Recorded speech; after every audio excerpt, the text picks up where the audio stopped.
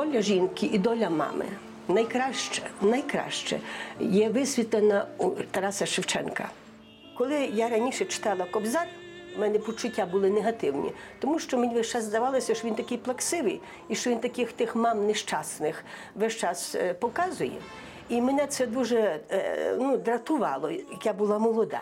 Тепер, коли я вже стала дуже старша і в дуже поважному віці, я читаю Шевченка, і тільки тепер я зрозуміла, що він є не тільки пророком, а він є людиною, яка відчувала жінку, маму. І весь час був на стороні цієї жінки. І в історії людства нічого не змінилося. Жінка залишається в першу чергу мамою.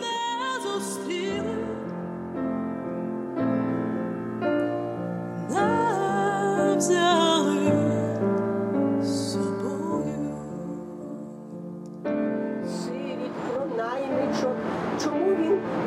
Чому він не писав щось таке, що гріло би душу? Тепер я його сприймаю, і я низько кланяюся за те, що ця людина вміла такий непростий час і такий самородок вмів показати життя, яким живе майже 85% народу і сьогодні. І тому ми не можемо його сприйняти і зрозуміти, тому що ми не хочемо так жити, як він показував. І тому його не сприймають.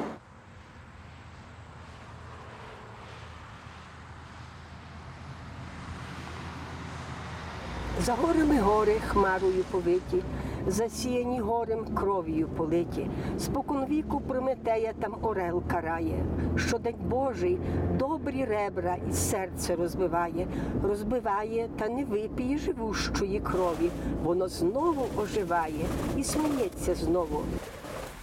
Не нам діла твої судить, нам тільки плакать, і хліб насушний замісить кровавим потом і сльозами. Кати знущаються над нами, а правда наша п'яна спить. Коли ж вона прокинеться, коли отпочити? Ляжеш, Боже, утомлений, і нам даси жити. Ми віруємо твоїй силі і духу живому. Встане правда, встане воля, і тобі одному помоляться всі язики, бо віки і віки, а поки що течуть кроваві ріки.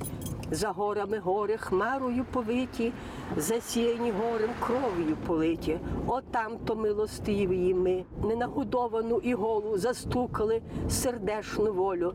Та й цькуїмо, лягло костями людей, монстрованих чимало. А сльоз, а кров напоїть всіх імператорів би стало, з дітьми і внуками втопить в сльозах удов'їх, а дівочих, пролитих тайно серед ночі, а материних гарячих сліз, а батькових, старих кровавих, не ріки, море розлилось, огненне море. Слава, слава хортам і гончим, і псарям, і нашим батюшкам, царям, слава!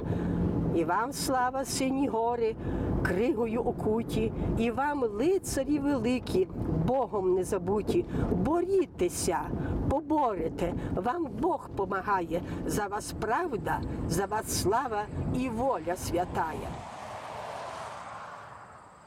В школі просто з нього вже ліплять, роблять ідола.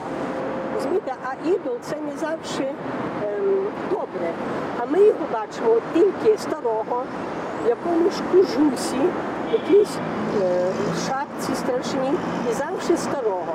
А якщо уявити собі, що він мав тільки 48 років, це ж молода людина, і ніколи не хочуть його показати, який він був елегантний, він був джентльменом, що він любив життя, що він вмів і веселитися.